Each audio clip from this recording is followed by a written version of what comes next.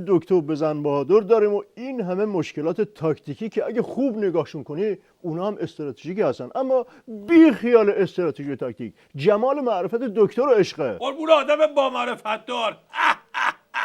یه سوال، علم بهتره یا ثروت؟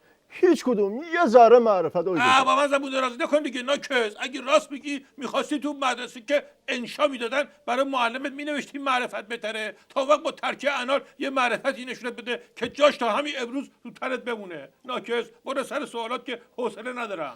زبون درازیه رو کردم آقای دکتر که سر سوالات دارم. آخه چی بگم دکتر؟ چرا به داد نمیرسی؟ از دست داره میره عراقا. مقام عظما اومد لقمه رو گاز بزنه، همچی کشید که دندونای مصنوعی مقام عظما افتاد تو لیوان. حرف دراتو بفهم ناکس. تو زیر پوش دفاع از مقام عظما دندوناشو ریختی، فکشونو پیاده کردی. ناکس تو حرفت با مالکی نیست. تو دست میذاری رو نقطه استراتژیکی فشار میدی. رود نمیشه به مقام عظما چیزی بگی. این بدبخت توی وسط انداختی جلو که گماشته مقام عظما باشه. زورت به خر نمیرسه، میذاری پای کرخه میشکنی. ناکس خجالت نمیکشی؟ تلویحا میگی مقام عظمای طلسم شکسته وارفته پیزونی ازگل. دکتر حرف تو دهن من نذار. تو که با خر شروع کردی، اگه جلوت وانسم، اگه وادارت نکنم که از روی جسد من رد بشی تا بدبختی های مقام عظما رو یکی یکی بشماری، بعدش هم میخوای بگی روزخون دوزاری که دیگه گماشتش هم حرفاشو به کشک نمیگیره. ولی چون دوست ندارم جسدم این وسط زیر دست و پا له بشه، میکشم کنار. راه باز، جاده هم دراز، تو هم بگاز. ناکس گردن من ننداز. هر چی دلت میخواد به مقام عظما میگی، بعد میگی چی شده؟ چرا خیال کردی؟ چی پرچم سفید بلند کردی که تسلیم بشی؟ نه خیر چه خوب شد که دعوام کردین که دوزاریمو انداختین. چرا من ندونسته به این بدبخت مقام عظما پیله کردم؟ اون فلک زده که به اندازه کافی بدبختی داره. یکیش همین صالحی وزیر خارجه که سال بعدیم در مورد همینه.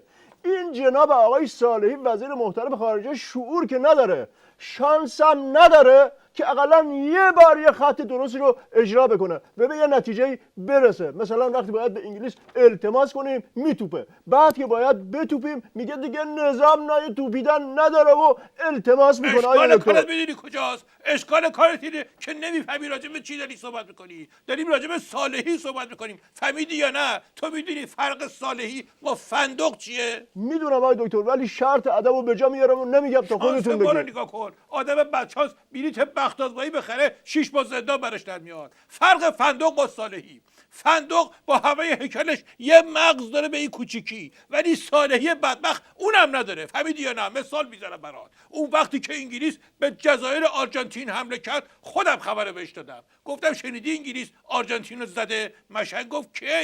مگه برزیل اول نشد؟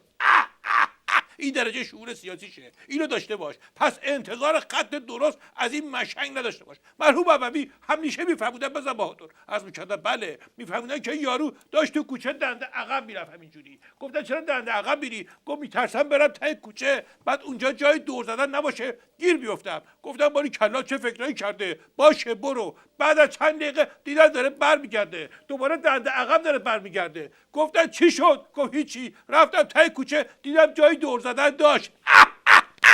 روشن شد یا همچین بذارم که دور خودت بچرخی دنده عقب از استودیو بری بیرون. آیه دکتر، برای جلوگیری از هر گونه احتمال دعوا و مرافعه تو دقایق آخر یه سوال داشتم در منتهای صلح و صفا و در منتهای دلسوزی برای مقام عظما که وجه اشتراک من و شماست. در طول برنامه به اندازه کافی دعوا کردیم.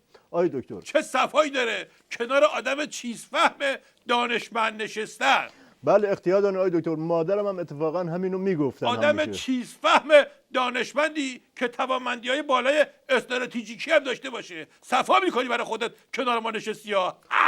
دلخورم، ولی باشه برای هفته بعد. آقای دکتر این مقام عظما چرا اخیراً تو همه سخنرانیاشون آه و ناله‌شون به هواست؟ برای روحیه بسیجا که خوب نیست.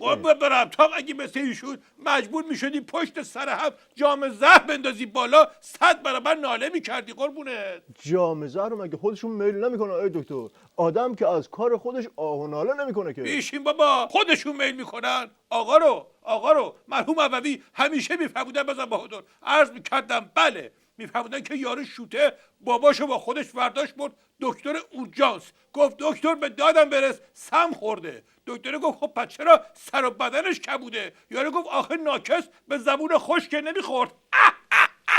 روشن شد یا همچین بذارم که اینجا سم بخوری. آقای برای دکتر خودت دور خودت من بچرخی. هیچی نمیگم، نای دعوا ندارم. دعواها وسط برنامه کردم که کار به اینجا نکشه. اتفاقا اون دعوا دستگردی بود برای همین دعوا. همینجا بود که میخواستم یقتو بگیرم که بفهمم اون کسی که از اول برداشت زیر چتر صحبت‌های در مورد گماشته‌های مقام عظما به خود مقام عظما هر چه درش من گفت همین. آیا دکتر من هر چی به مقام عظما بگم حق دارم، ولی تو که استراتژیست نظام هستی، تو که استراتژی رو سرش کردی توی گل مقام عظما